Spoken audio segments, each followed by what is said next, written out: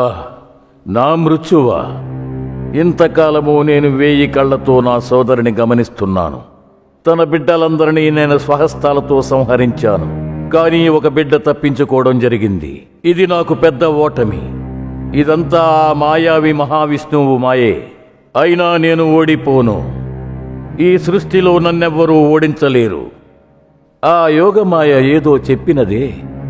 నా మృత్యువు నా రాజ్యంలోనే పుట్టాడా? సరే, అది చూస్తాను నేను. ఎన్ని రోజులు వాడు ప్రాణాలతో ఉంటాడు? పూతనా!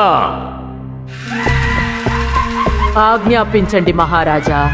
పూతనా, నిన్ను నేను సోదరిగా భావిస్తున్నాను. అది నాకు మహాభాగ్యం. నేనేమి చేయవలెను? ఆనతినివ్వండి మహారాజా.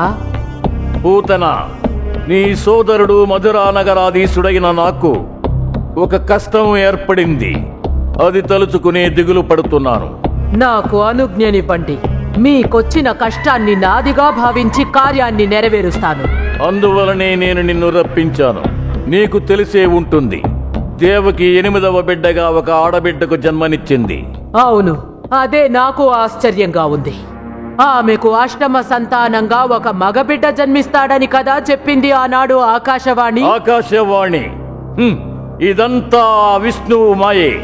దేవకి 8వ సంతానంగా ఒక మగబిడ్డ మన రాజ్యంలోని ఎక్కడో వేరే చోట జన్మించాడు. ఏమిటి? అలా అయితే మీకు ఆపద కదా మహారాజా. వాస్తవం చెప్పావు. వెంటనే బయలుదేరు. గోకులంలోనూ పరిసర ప్రాంత గ్రామాలలోనూ ఎంతమంది బిడ్డలు జన్మించారు అందరినీ వెంటనే సంహరించు. అలాగే. నాకు మీరు అప్పగించిన కార్యాన్ని అవలీలగా ముగించుకొని వస్తాను. నాకు తెలుసు, పుట్టిన బిడ్డను క్షణంలో చంపడం నీకు వెన్నతో పెట్టిన విద్య. అందువల్లే ఈ పనికి నిన్ను నియమిస్తున్నాను. వెళ్ళు, పుట్టిన బిడ్డలందరినీ వెంటనే సంహరించు. విజయంతో తిరిగి వస్తాను.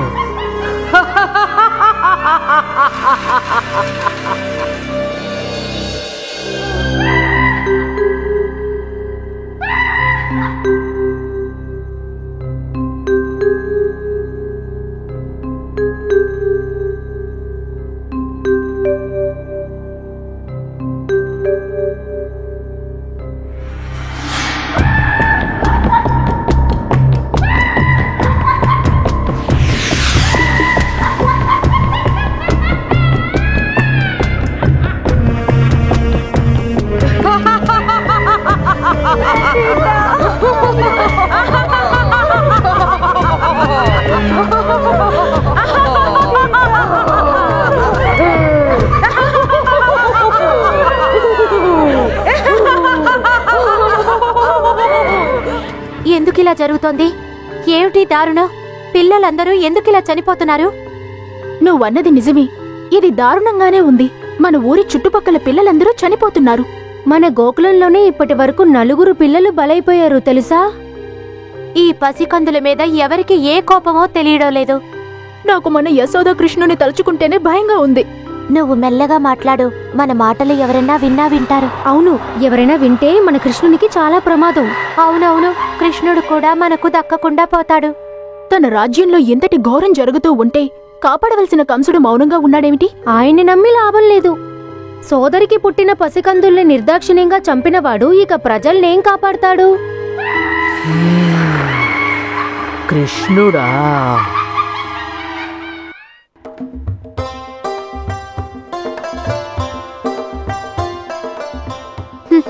మహారాజు కంసుడు మనకి మంచి చేస్తాడనుకోవడం భ్రమ. మంచి మాట అన్నావు రోహిణి. సోదరి పిల్లలన్న మమకారం కూడా లేకుండా నిర్దాక్షిణ్యంగా చంపిన ఆ కంసుడు ఇతరుల గురించి ఏం పట్టించుకుంటాడు? నువ్వన్నది నిజమే. ఇంతకీ నీకో మన దేవకి క్షేమ సమాచారాలేవైనా తెలిసాయా? ఎలా ఉన్నారట? వారి గురించి నేను చెప్పేదే ఉంది. నీకు తెలిసిందేగా. మహారాజు కంసుడు ఆ దంపతులను, అరే మాలతి రా.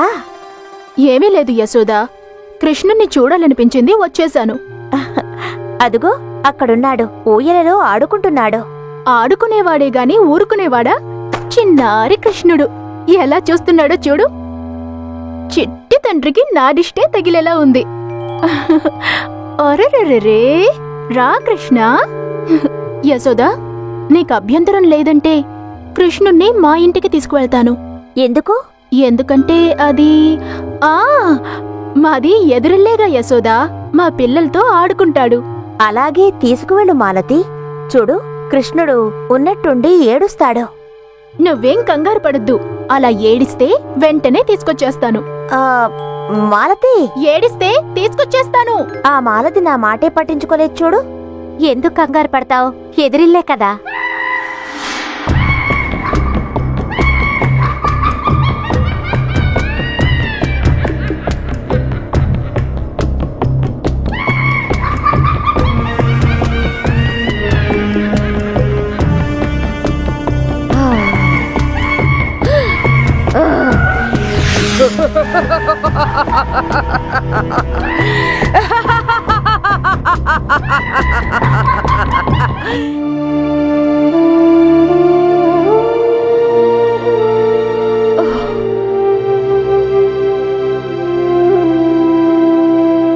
మాలతి ఇంకా కృష్ణుని తీసుకురాలేదు చూడు.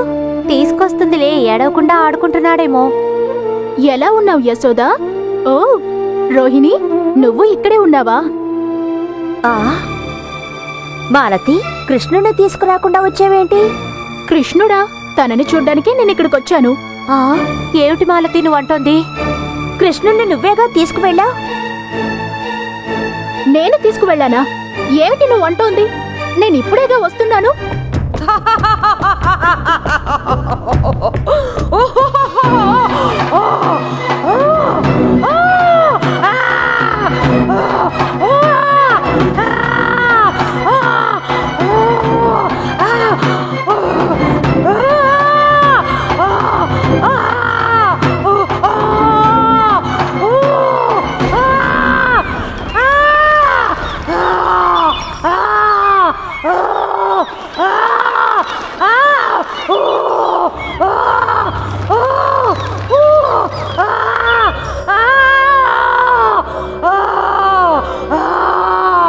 నన్ను వదిలిపెట్టు.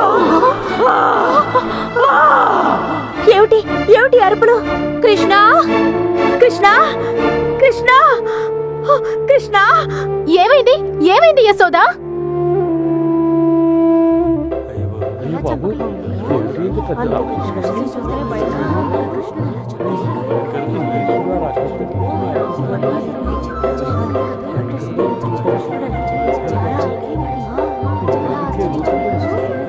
కృష్ణ, కృష్ణ!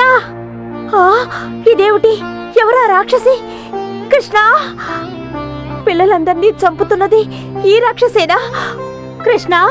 ఎంతో భయంకరంగా ఉంది. మాలతిలా రూపం మార్చుకొని ఇక్కడికొచ్చింది రాక్షసి. ఏదో ఆ భగవంతుని దయవల్ల నా బిడ్డకేం కాలేదు. ఆ రాక్షసిని చూసావా? దాన్ని ఎవరో చంపేశారు. కృష్ణునికి ఏమైనా అయ్యుంటే నలుగురు నన్ననుండేవారు. నందమహారాజుల వారు వస్తున్నారు. ఏమైనది? ఏం జరిగినది? కృష్ణ, కృష్ణ, కృష్ణ! ఏమీ కాలేదుగా? కృష్ణుడు సురక్షితంగానే ఉన్నాడు. అయినా ఆ రాక్షసెవరు? ఓ, తను ఒక మాయావిని. అయితే దేవకి వసుదేవులు సందేహించినట్టుగానే జరిగినది. ఈ రాక్షసుని ఆ కంసుడే ఇక్కడకు పంపించి ఉంటాడు.